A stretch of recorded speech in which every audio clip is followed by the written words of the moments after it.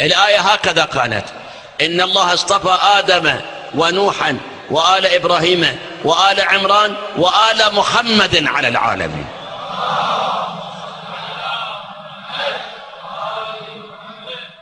الإمام جعفر الصادق عليه السلام يقول هكذا نزلت،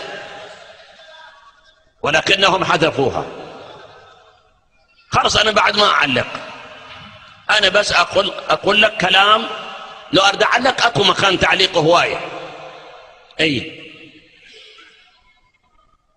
فكلمة آل محمد كانت ضمن هذه الآية، لكن تدري السلطة اللي قامت بعد رسول الله ورادوا حسب تعبيرهم يندونون القرآن، السلطة كان موقفهم ضد آل محمد، شيء طبيعي، ما يصرف لهم هاي الكلمة يخلوها، صار ما صار.